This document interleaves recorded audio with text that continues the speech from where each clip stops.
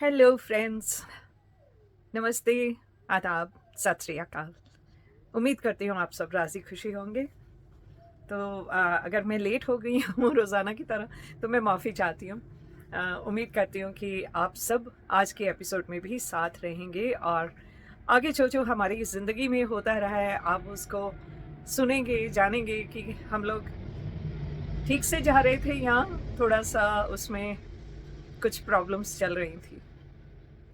तो कल तक हमने आपको बताया कि मेरी बेटी का एपिलेप्सी का डायग्नोस हुआ था और उसके बाद काफ़ी साल हो गए हैं अब तो उसकी मेडिसिन चलते-चलते और उसकी एपिलेप्सी कंट्रोल में है।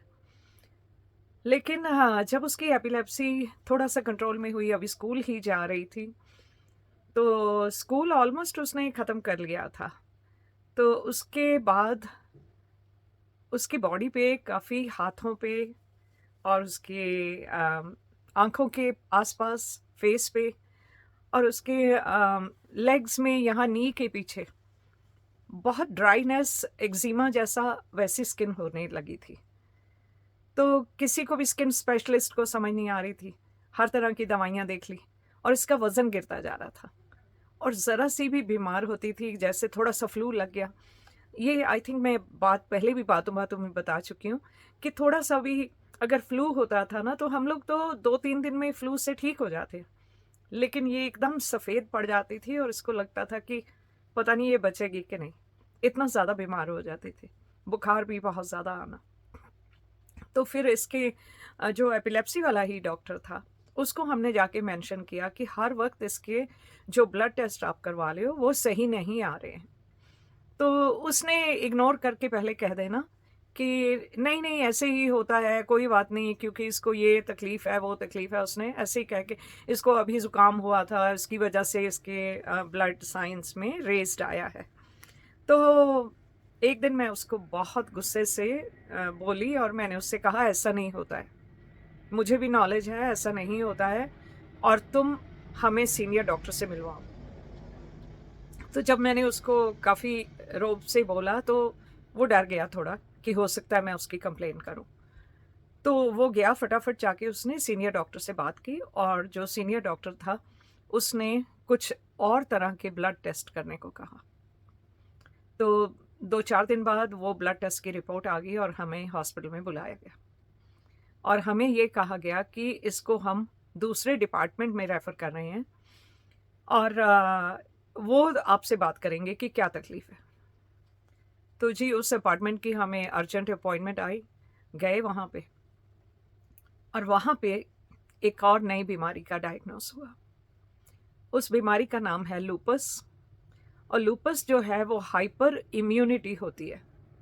इम्यूनिटी होती है जो हमारे बॉडी में एक नेचुरल ताकत है हमारी, जो हम कोई भी हमारे अंदर कोई थोड़ा बहुत इन्फेक्शन हो, जैसे कभी पेट खराब हो गया और जैसे थोड़ी-सी वॉमिटिंग हो गई, तो 1-2 दिन में हम लोग खुद ही ठीक हो जाते हैं। वो कैसे ठीक होते हैं? क्योंकि हमारी बॉडी की जो अंदरूनी ताकत है, जो इम्यूनिटी है, वो उन चीज़ों से, छोटी-मोटी चीज़ों से फाइट कर लेती है। लेकिन जो हाइपर इम्यूनिटी होती है, वो बीमारी को ख़त्म करती है, लेकिन साथ-साथ में आपकी अपनी बॉडी को भी ख़त्म करती है। और ये बात भी मैं पहले एक अपनी वीडियो में बता चुकी हूँ आपको। और ये बातें जो बच्चे ग्रो कर रहे हैं उनमें काफ़ी नोटिस करनी चाहिए क्योंकि लड़कियों में ये तकलीफ़ ज़्यादा होती है और वज़न बहुत कम रहता है और धूप में जाने से ये तकलीफ़ ज़्यादा इसके साइंस नज़र आते हैं, जोड़ों में दर्द होना और स्किन पे रैश होना। तो इसको इग्नोर नहीं करना चाहिए, इसका टेस्ट करवाना चाहिए। तो अनफॉर्च्युनेटली 1 साल पहले, ये डायग्नोस से पहले, ऑल्दो मेरे हस्बैंड मेरे साथ नहीं थे, लेकिन उनकी छोटे ब्रदर की वाइफ का ये सेम डायग्नोस हुआ था और उसकी डेथ हो गई थी 1 साल पहले। तो हम जिस डॉक्टर के पास गए, उसने जब हमारा नाम देखा, तो एकदम से मेरी जो देवरानी उस वक़्त थी, उनका नाम लिया कि, "आप उनको जानते हैं?" तो मैंने बोला, "हाँ, मेरे हस्बैंड के छोटे ब्रदर की वाइफ हैं।" तो वो कहने लगा कि, "बहुत ही अनफॉर्च्यूनेट है कि इस बीमारी से उनकी डेथ हो गई। उनका तकरीबन 15 साल पहले डायग्नोस हुआ था।" तब उनकी शादी को 1 साल हुआ था, कोई बच्चा भी नहीं था।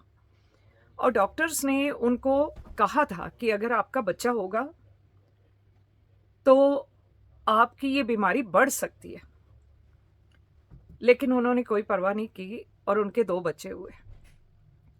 और उस वक्त क्योंकि इतना ज़्यादा इस बीमारी के बारे में और दवाइयों के बारे में किसी को नहीं पता था हॉस्पिटल्स वगैरह में, तो उनका इलाज इतना अच्छे से नहीं हो सका जितना मेरी बेटी का हुआ। तो उस वक्त डॉक्टरों ने उनको कहा था कि आपकी उम्र ज़्यादा से ज़्यादा 15 साल होगी, 15 साल के बाद हो सकता है आपकी डेथ हो जाए। और 15 साल बाद उनकी डेथ हो गई थी। तो जब पुनीत को डॉक्टर ने हमें ये बताया कि उसको भी यही कंडीशन है, तो हम काफ़ी घबरा गए। लेकिन डॉक्टर ने हमें तसल्ली दी कि 15 साल पहले इलाज डिफरेंट होते थे, अभी बहुत नई दवाइयाँ आ गई हैं और इससे बहुत ज़्यादा कंट्रोल किया जा सकता है। लेकिन दवाइयाँ जो आई हैं उनके भी साइड इफ़ेक्ट बहुत हैं। अब एक दवा ने तो पुनीत को, जो शाम का वक्त होता है उस वक्त इसकी आंखों की रोशनी चली जाती है, इससे आंखें डैमेज हो जाती हैं इस दवा से।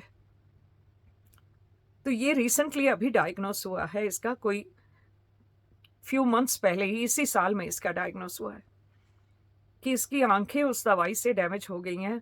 और डे टाइम में लाइट में तो इसको ठीक से नज़र आता है, लेकिन जैसे जैसे दिन ढलता है, जैसे जैसे रात होनी शुरू होती है, तो उस वक्त नज़र नहीं आता।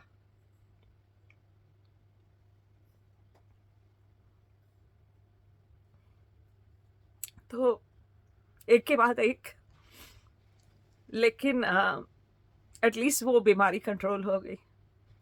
और एक और साइड इफ़ेक्ट बहुत बुरा हुआ कि इसमें एक और दवाई देते हैं जो स्टेरॉइड होती है। तो स्टेरॉइड जो है आपकी हड्डियों को खाली कर देता है। अमूमन डॉक्टर जो पेशेंट को जल्दी जल्दी ठीक करना चाहते हैं, कोई भी तकलीफ हो, जैसे आप अगर डॉक्टर के पास जाएं, कहीं मेरे कंधे में यहाँ दर्द है या मेरे घुटनों में दर्द है या एड़ी में, अक्सर लोग कहते हैं कि पाँव की एड़ी में दर्द है, तो बहुत से डॉक्टर आपको कहते हैं स्टेरॉइड का इंजेक्शन लगवा लें और उससे ठीक हो जाएगा। और एक इंजेक्शन से ठीक हो भी जाता है, दर्द ठीक हो जाता है, तकलीफ ठीक नहीं होती है। तो ये गलती हो जाती है हम लोगों से। तो इसको जो स्टेरॉइड दिए गए, क्योंकि उस वक्त और कोई इलाज तो था ही नहीं, कैसे करें, तो जो स्टेरॉइड इसकी बीमारी को कंट्रोल करने के लिए दिए गए, उन्होंने इसकी हड्डियों को बिल्कुल खाली कर दिया, अंदर से एकदम छलनी जैसी बन गई। अब अगर हड्डियां अंदर से मजबूत नहीं है तो हड्डियों का कभी भी टूटने का डर है। और अमूमन ये कंडीशन जो नेचुरली है वो बहुत बूढ़ों को जाके होती है, जैसे कोई 80-85 साल का हो तब जाके होती है। लेकिन इसको इतनी छोटी सी उम्र में ये बीमारी, और इस बीमारी का नाम है ऑस्टियोपोरोसिस। ऑस्टियोपोरोसिस का अब इलाज है, लेकिन वो भी इलाज बहुत मुश्किल है। उसमें 1 साल में 1 दफ़ा आपकी वेन में, आपकी नस में एक फ्लूइड सा चढ़ाया जाता है जिसमें दवा होती है। तो उससे हड्डियों में दोबारा से जो नॉर्मल चीज़ होनी चाहिए हड्डियों में, मैरो उसका, वो बनना शुरू होता है, उससे हड्डी मजबूत होना शुरू होती है। लेकिन उसका साइड इफ़ेक्ट ये है कि हड्डी जो है वो बिल्कुल ड्राई हो जाती है। तो जो ड्राई हड्डी है उसके टूटने का ज़्यादा डर रहता है, बजाय इसके कि जिसमें थोड़ा फ्लूइड हो। तो अब जब देखें आपकी कोई एक पेड़ की टहनी, आप बिल्कुल अभी हरे भरे पेड़ की टहनी उतारें, तो वो हरी टहनी है, तो उसको तोड़ना जो है तो उसमें लचक होती है, वो टूटती नहीं है। नॉर्मल हड्डियां ऐसे होती हैं।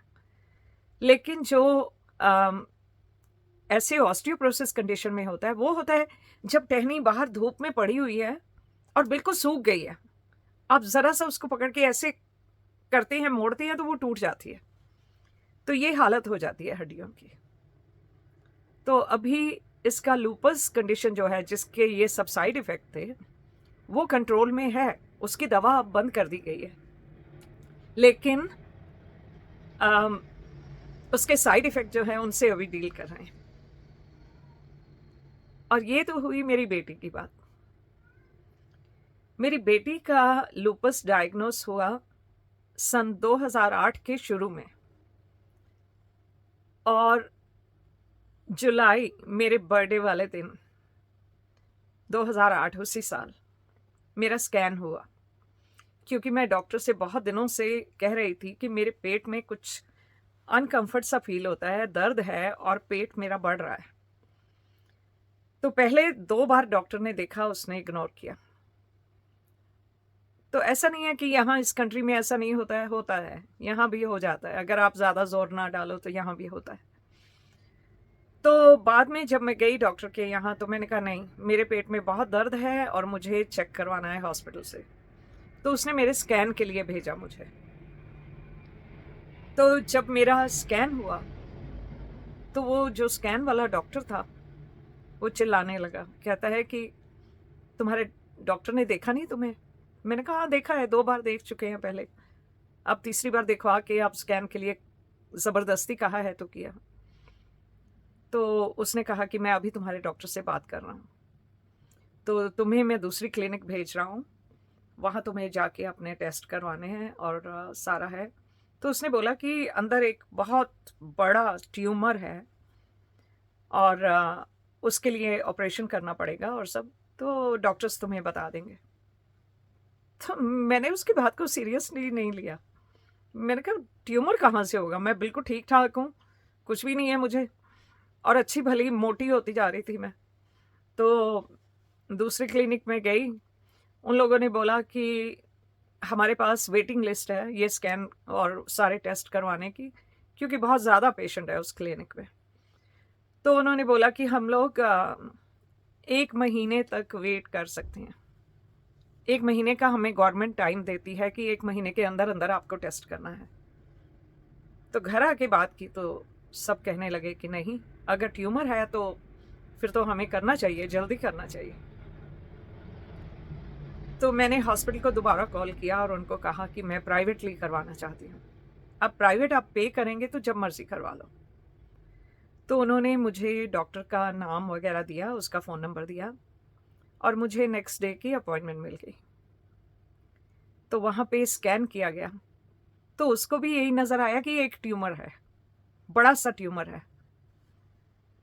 तो उसने बोला कि दोनों ओवरीज में ऐसे ट्यूमर है, नज़र आ रहा है, लेकिन हो सकता है मल्टीपल ट्यूमर्स हों। और वो इरानियन डॉक्टर था, बहुत अच्छा डॉक्टर। तो हमने उसे पूछा भी टाइम लिमिट क्या है, कब करवाएं, कैसे है। हाँ, तो उसने टेस्ट वगैरह करके कहा कि जितना जल्दी करवा लें उतना अच्छा है।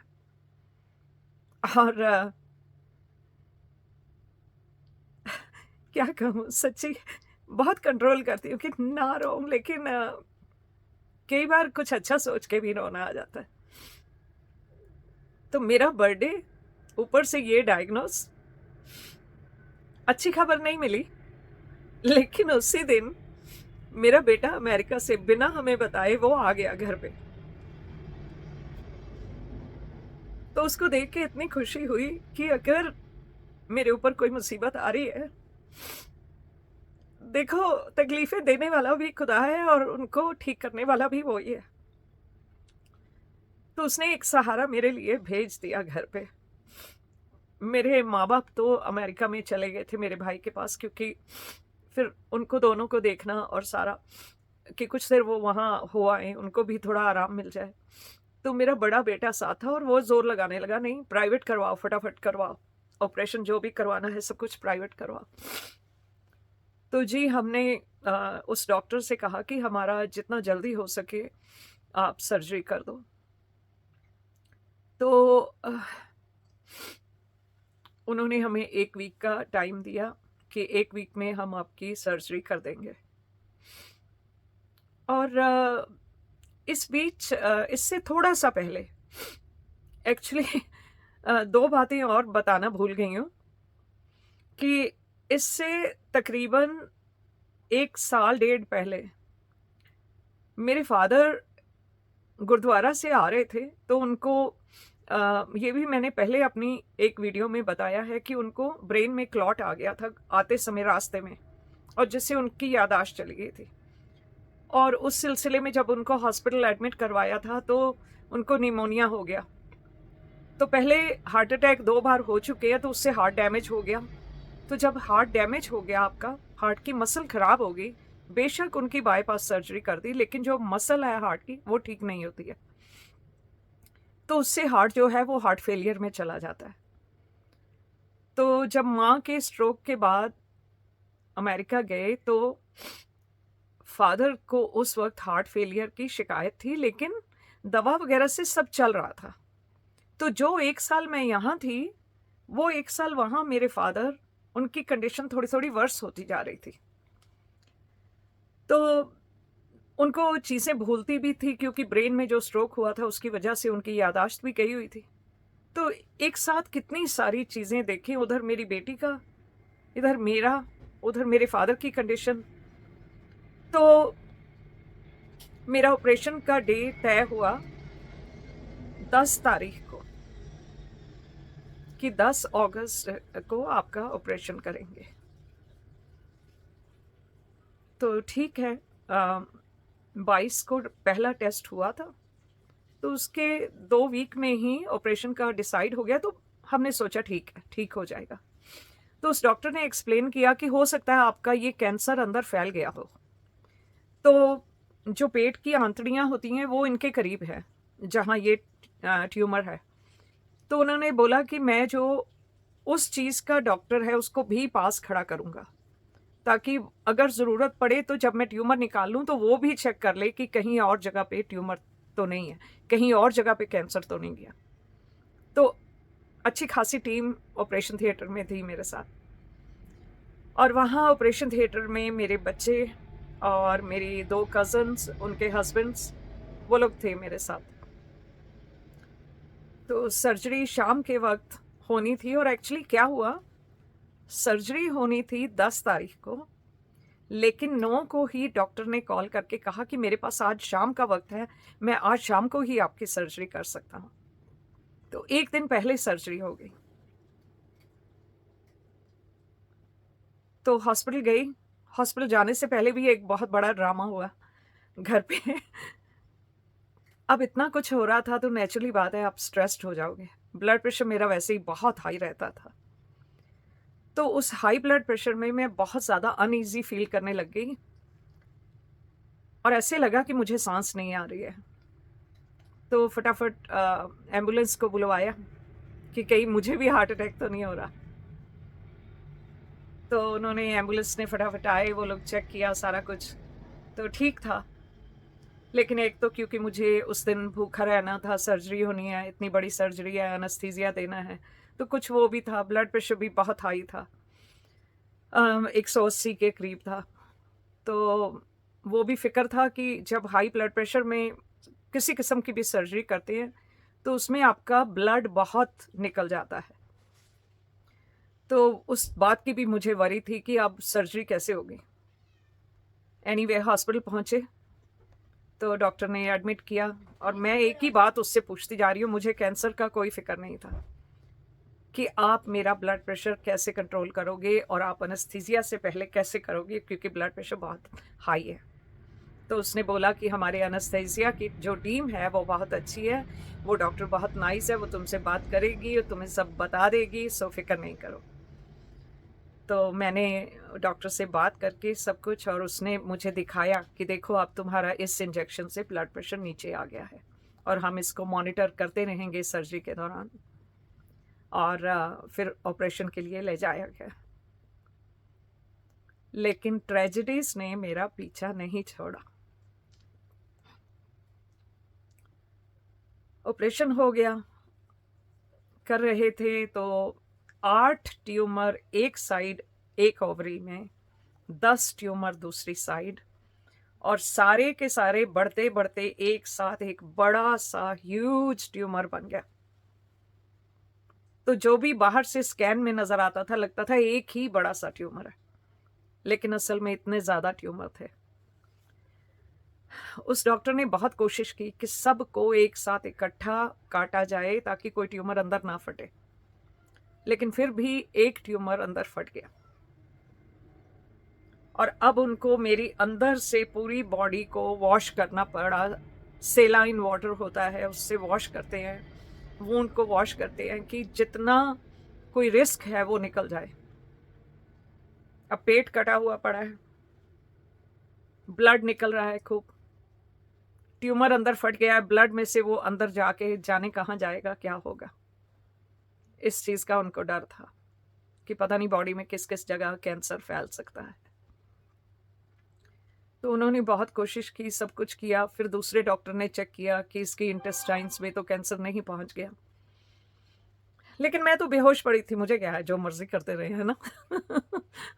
तो जी उन्होंने सब कर करा के वापस मुझे स्टिच कर दिया, बंद कर दिया मेरे पेट को, और वापस मुझे रिकवरी रूम में लेके आए, जहाँ पे आपको अनस्थीसिया से बाहर लाया जाता है, आपको बेहोशी से बाहर लाया जाता है। तो उधर वो डॉक्टर्स मुझे अनस्थीसिया से बाहर लाने की कोशिश कर रहे हैं, जगा रहे हैं मुझे कि डीप स्लीप से उठो, बहुत सो लिया, अब तुम उठ जाओ। तो मैं थोड़ा थोड़ा होश में थी, होश आ रही थी मुझे, और उन्होंने कहा कि हाँ अब थोड़ा होश आ गई है तो रूम में शिफ्ट कर सकते हैं। वो लोग मुझे रूम में लेके आए, और वहाँ मेरी कज़न्स और सब लोग बैठे, वहाँ बच्चे भी सब वेट कर रहे थे।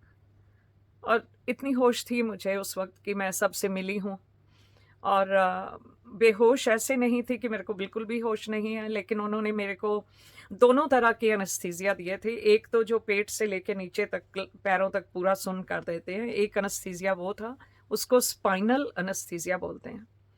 और एक होता है जो जनरल अनस्थीसिया, जिसमें आप बिल्कुल जैसे ख़त्म हो, आप हो ही नहीं वहाँ पे। वो मुझे कम दिया गया था क्योंकि उसकी कोई इतनी ज़रूरत नहीं थी, ऑपरेशन नीचे के हिस्से में करना था, तो ज़्यादा स्पाइनल अनस्थीसिया दिया गया था। तो रूम में लेके आए, सब ग्लूकोज वगैरह लगे हुए हैं, दवाइयाँ चल रही हैं, सब कुछ हो रहा है। और फिर थोड़ी देर सब लोग बैठे, रात का वक्त हो रहा था क्योंकि मेरी शाम को सर्जरी हुई, तो सबको फिर घर भेज दिया कि आप लोग चलो। अब तकरीबन आई थिंक 10-11 का कुछ ऐसे वक्त होगा, तो नर्स ने मेरे को आके पूछा कि आपको कुछ चाहिए, तो मैंने कहा हाँ मैं थोड़ा पानी पीना चाहती हूँ, और बेटे से मैंने अपना मोबाइल फ़ोन मंगवाया था। तो मोबाइल फ़ोन को मैं बैठ के ऐसे थोड़ा सा, जैसे बेड को ऊंचा किया तो बैठ के चेक कर रही थी। उसमें एक मैसेज मिला मेरे को किसी का, उसमें लिखा था, आपके फादर के बारे में जान के बहुत दुख हुआ। तो मैं बहुत थोड़ी सी ऐसे पजल सी हो गई कि ये क्या कह रहे हैं, सर्जरी तो मेरी हुई है, मेरे बारे में पूछना है, ये मेरे फादर का क्यों कह रहे हैं ऐसे। और उस शख्स का मुझे कभी फ़ोन नहीं आता था, वो मेरे ससुराल वालों में से जो मेरे हस्बैंड की खाला हैं उनका हस्बैंड था। तो कभी भी मुझे फ़ोन नहीं आता है, अगर फ़ोन करेंगी तो खाला करेंगी, वो क्यों करेगा ना। तो मुझे बड़ी हैरानी हुई कि ये क्यों है। मैंने उनको फ़ोन मिलाया, उन्होंने उठाया नहीं। फिर खाला को मिलाया तो उसने बताया कि हाँ अच्छा इसने फ़ोन किया है, ये तो बेवकूफ़ है, पागल है, इसको करना नहीं चाहिए था, क्यों किया इसने फ़ोन। तो मैंने कहा लेकिन आप बात क्या कहना चाह रहे हो। तो उन्होंने बताया कि कुछ रिश्तेदारों ने उनको मेरे फादर के बारे में बताया। तो ये खबर सुन के कौन चुप बैठेगा ना। तो मैंने अपने अमेरिका भाइयों को फ़ोन किया कि क्या हुआ है। तो भाई ने बताया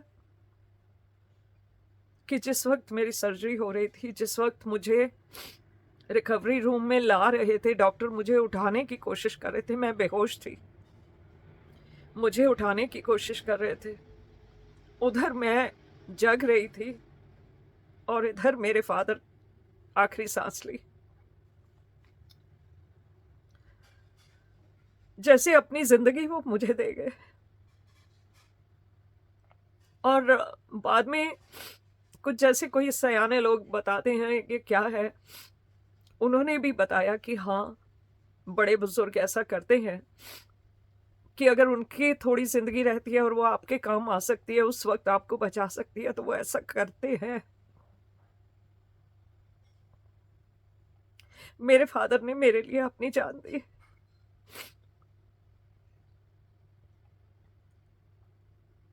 और अगर उस दिन वो ना होता तो फिर मैं ना होती।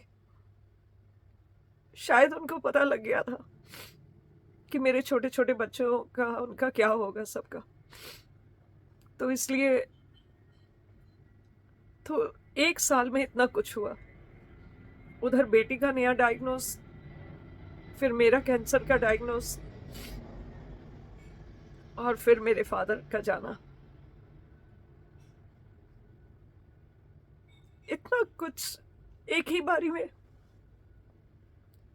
उस ऊपर वाले को इतना विश्वास हो गया मेरे ऊपर कि मैं कोई भी प्रॉब्लम आई मैं सह लूंगी। पहले तो एक एक करके देते थे, अब एक साथ दे दी सब प्रॉब्लम्स कि अब निकल के दिखाओ इनमें से। और उसके बाद शुरू हुई मेरी कीमोथेरेपी। कीमोथेरेपी बहुत टफ थी। 9-10 महीने, हर महीने कीमोथेरेपी होनी, हर महीने तबीयत इतनी खराब हो जानी कि अपने बेड से बाथरूम तक नहीं चला जाता था। और दवाइयाँ इतने ज़्यादा स्टेरॉइड दिए जा रहे थे क्योंकि दर्द को कंट्रोल करना इतना मुश्किल था, और उससे बदन फूल के इतना ज़्यादा वजन बढ़ गया था। तो जैसे तैसे करके सहा। सहना तो था ना अपने बच्चों के लिए।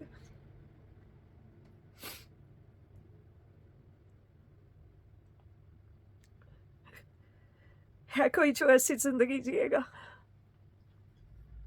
लेकिन मुझे फख्र है मेरे पेरेंट्स पे, जिन्होंने मुझे ऐसा बनाया कि हर मुश्किल का सामना कर लो, कुछ भी हो जाए फिक्र नहीं करो। मरना तो तभी है जब मौत आएगी, और मौत का दिन तय है, उसको कोई टाल नहीं सकता। और बीच बीच में जो भी ये टेस्ट आए, उनको हंस हंस के सहते जाओ, निकलते जाओ। एक बात से वैसे मुझे खुशी होती है कि मेरे भगवान, मेरे खुदा ने मुझ पे इतना ट्रस्ट रखा हुआ है कि ये लड़की कभी भी मुझे नहीं छोड़ेगी, मेरे नाम को नहीं छोड़ेगी, हमेशा मुझे याद रखेगी हर तकलीफ में, हर खुशी में। और वो हमारे भगवान, हमारे वाहिगुरु हर सांस में मेरे साथ है, हर तकलीफ में मेरे साथ है, हर खुशी में मेरे साथ है। रात को सोने से पहले, सुबह जगने से पहले, क्योंकि वो हमारे अंदर है तो हम जिंदा हैं। जिस वक्त वो विश्वास उठ गया तो हम कुछ भी नहीं है। लोग तो कहते हैं ना, मर के मिट्टी होना है। अगर उस खुदा पे विश्वास नहीं तो आप जीते जी मिट्टी हो, फिर आप इंसान नहीं हो। जिसने आपको बनाया, जिसने आपको भेजा यहाँ, उसको कभी मत भूलना, और हर बात में उसका शुक्राना करना। दुख आए चाहे सुख आए, हमेशा खुश रहना। यही कहना कि कोई बात नहीं, जो दुख आया है वो चला जाएगा। और कितने दिन रह लेंगे दुख ना? अगर सुख नहीं रहते तो दुख भी नहीं रहते। ऐसे ही अपने बच्चों को भी हिम्मत दो, ताकि बच्चे भी ऐसे ही स्ट्रांग बने। क्योंकि हमने तो सारी उम्र बच्चों के साथ नहीं रहना ना, तो उनको भी ताकत की जरूरत है। और ये फिजिकल शरीर की ताकत नहीं, ये मन की ताकत है, और ये स्पिरिट की ताकत है, ये उस रूह की ताकत है। अपनी रूह को मजबूत करिए, अपने विश्वास को मजबूत करिए। तो आज आपका बहुत टाइम ले लिया, और आज आपको शायद फिर से रुला दिया होगा। साथ बने रहने के लिए बहुत बहुत शुक्रिया आप सबका। ऐसे ही आगे बढ़ते जाएंगे और जो भी तकलीफ़ें होंगी उनका अफसोस नहीं करेंगे, क्योंकि ये तकलीफ़ें एक डिग्री की तरह हैं कि आपने कौन कौन सी क्लास को पास कर लिया। तो खुश रहना मेरे दोस्तों। कल मिलूंगी आपसे फिर, यहाँ मिलूंगी या बाहर पार्क में मिलूंगी ये नहीं पता। तो take care, love you all और खुश रहें। Bye for now.